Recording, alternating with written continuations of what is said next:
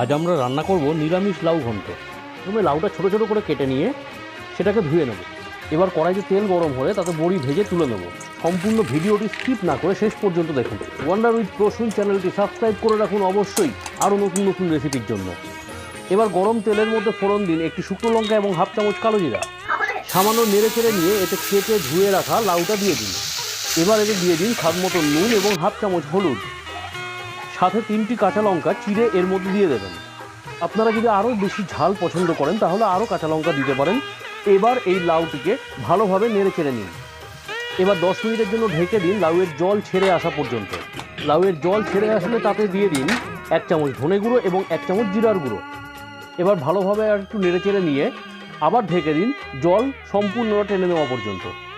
আরও রেসিপির জন্য পাশে থাকা বেল আইকনটি প্রেস করে দেবেন। এবার ভেজে রাখা বড়ি এবং সামান্য চিনি দিন। সবশেষে নামিয়ে দিয়ে এবার গরম ভাতের সঙ্গে পরিবেশন করুন।